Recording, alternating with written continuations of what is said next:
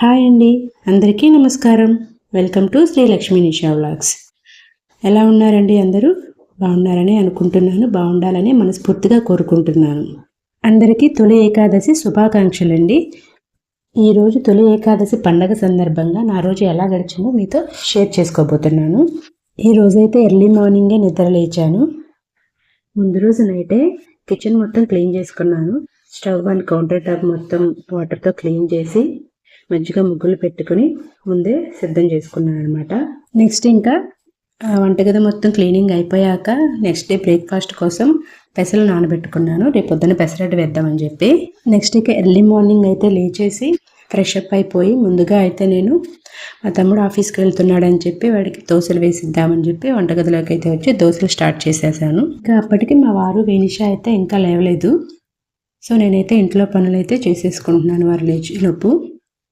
Next అయితే దోశ వేయడం అయిపోయింది.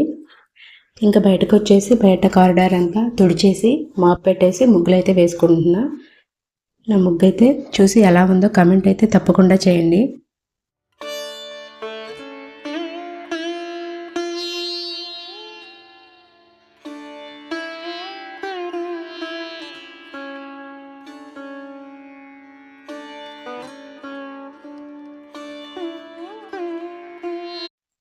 నెక్స్ట్ ఇక ముగ్గు వేయడం అయితే అయిపోయింది. సో బయట పని అయిపోయింది ఇంకా. అందుకే ఇంకా లోపలికి వచ్చేసి లోపల కూడా ఇల్లంతా చిమ్మేసేసి నెక్స్ట్ మాప్ అయితే పెట్టేసుకున్నాను. ఈలోపు వేణిషా లేచింది. వేణిషాకైతే అసలు పండగప్పుడు ఏమన్నా కొత్త ముగ్గులు వేసినప్పుడు అందులో పసుపు కుంకుమ వేస్తాం కదా, అవి వేయడం అంటే ఎంత ఇష్టమో దానికి. నేను వేస్తే అస్సలే ఒప్పుకోదు. అలా పసుపు కుంకుమతో అయితే డెకరేట్ చేసేసింది. అంతేకాదు నెక్స్ట్ వాటి తర్వాత ఇంకా రోజ్ పెటల్స్ తీసుకువెళ్ళి వాటితో కూడా డెకరేట్ చేసింది ముగ్గంతా. దానికి అలా డెకరేట్ చేయడం అంటే చాలా ఇష్టం. నేను వేసిన ముగ్గు కనుక మీకు నచ్చినట్లయితే తప్పకుండా ఒక లైక్ అయితే చేయండి. అండ్ ఎలా ఉందో కామెంట్ కూడా చేయండి.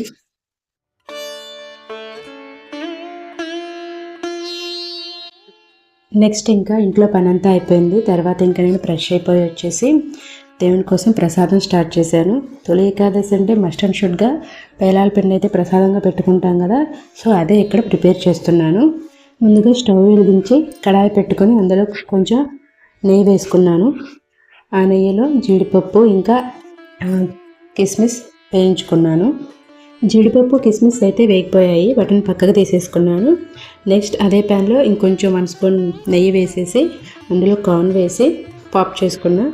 సో పాప్కార్న్ తయారైపోతుంది. పాప్కార్న్ తయారైపోయాక దాన్ని మిక్సీలో తీసుకొని మెత్తగా గ్రైండ్ చేసుకోవాలి. ఒకసారి అలా పల్సిచ్చి గ్రైండ్ చేసుకున్న తర్వాత మళ్ళీ అందులో బెల్లం వేసి మళ్ళీ గ్రైండ్ చేసుకోవాలి. సో అంతే, పేలాల పిండి అయితే రెడీ అయిపోతుంది. తర్వాత బౌల్లోకి తీసుకుని దాని మీద జీడిపప్పు ఇంకా వేయించిన జీడిపప్పు కిస్మిస్ ఉంది కదా, వాటితో గార్నిష్ చేసుకోవాలి. అంతే, ఇక్కడ ప్రసాదం అయితే రెడీ అయిపోయింది. నెక్స్ట్ ఇంకా ప్రసాదం పనులు అన్నీ అయిపోయాక నేనైతే ఫ్రెష్ అయిపోయి వచ్చి మంచిగా రెడీ అయిపోయాను. శారీ కట్టుకున్నాను ఈరోజు అయితే నేను.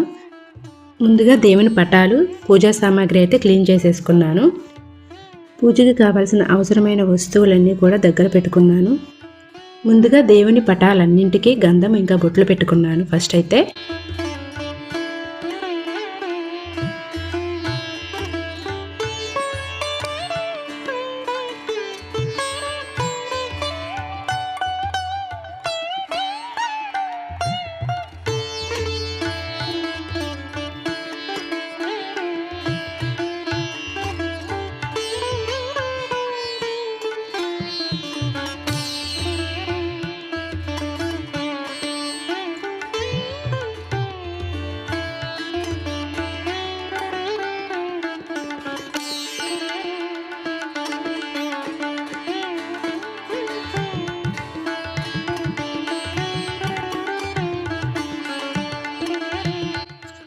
అండ్ నెక్స్ట్ ఇవైతే ఇక్కడ చూపిస్తున్నాను కదా, ఇవి మేము మొన్న శ్రీశైలం వెళ్ళినప్పుడు తీసుకుని వచ్చాము.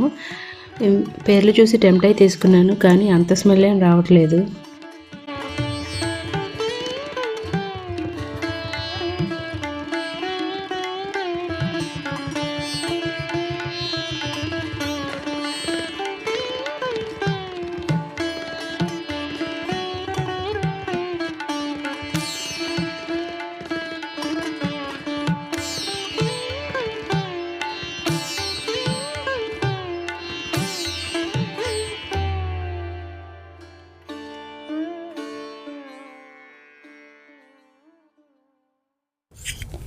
ఈ వీడియోకి వచ్చేసి వీడియోగ్రాఫర్ అయితే ఎవరో కాదు, మా పాప వేణిష.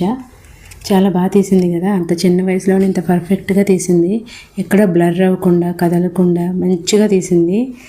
తన ఎఫర్ట్స్కి అయితే ఒక్క లైక్ ఇవ్వండి గైస్ ప్లీజ్.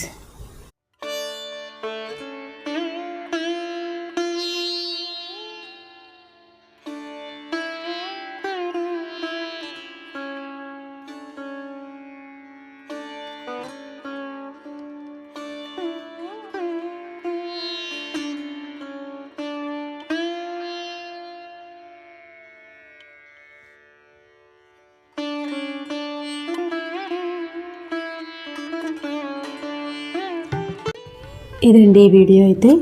నేనైతే ఈరోజు ఇలా పూజ చేసుకున్నాను అనమాట. మీరందరూ కూడా ఎలా పూజ చేసుకున్నారో నాకైతే తప్పకుండా కామెంట్ చేయండి.